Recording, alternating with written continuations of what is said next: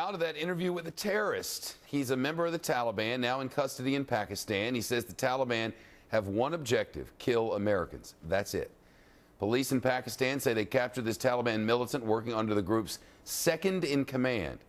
Authorities in Pakistan took the journalist Sara to an undisclosed location for what's being described as unprecedented access to this prisoner.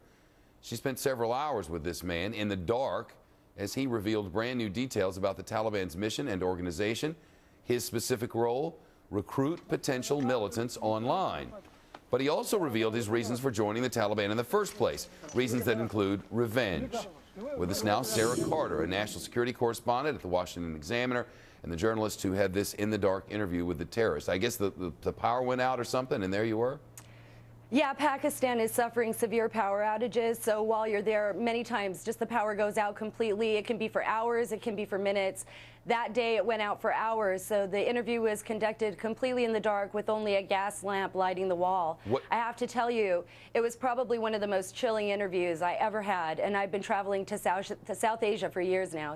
So our viewers know, one of our bookers is good friends with Sara, and I'm told that she'll go anywhere and do anything to get these stories, and thank goodness somebody does. I wonder what you felt like the headline out of this interview with a terrorist was.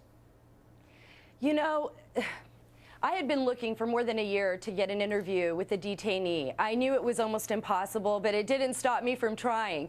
And I pushed and pushed and pushed until I got to Pakistan, and I pushed some more. And, you know, just minutes before they were granting me access to this detainee, they had told me I wouldn't get access. So I asked them to try again, and they did. And what we did was we were able to get the detainee from the undisclosed location to another location in the city. What did he say?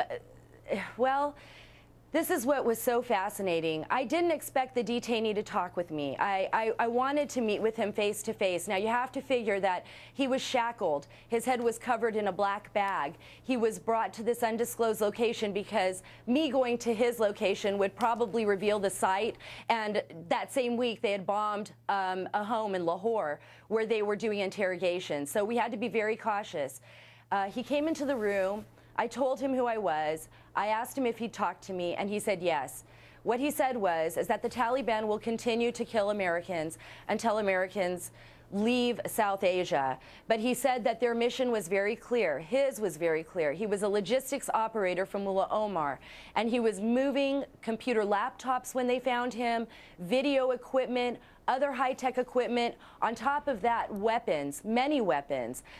Some of which was really interesting and didn't make it into my column, but some of which Pakistani officials told me are even some American weapons that are taken and sold on the market in Afghanistan and brought in. So even American weapons have been caught in the mix, you know, coming across the border into Pakistan. How did he end up in the Taliban, and what was this revenge bit? He said that American fighters, NATO fighters, had bombed his village and destroyed his father's business. So he offered his services to the Taliban, and that's what he did. He offered his services. He went in. His brother is also a fighter in the Taliban. He still has not been captured. His brother is fighting right now in the Fatah region. That's the Badlands, the federally administered tribal areas between Pakistan and Afghanistan.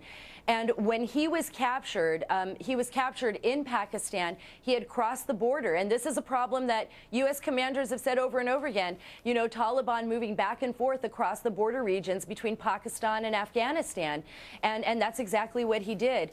He talked about Al-Qaeda very little. I asked him quite a bit about Al-Qaeda. Does he know about bin Laden? Is Mullah Omar somehow connected? Are they aiding each other? He said he knew about Al-Qaeda, that he didn't disapprove of what Al-Qaeda was doing.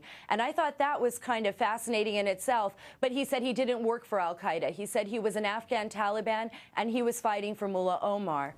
Now, the interview went on for hours, and he revealed all kinds of intricacies of the operation. One of them is to recruit.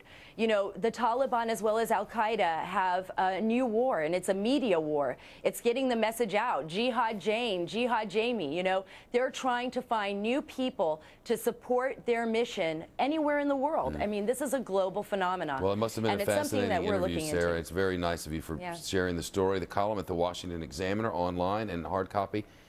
Sara, nice to meet you. Thank you. Nice, Shep. Thanks.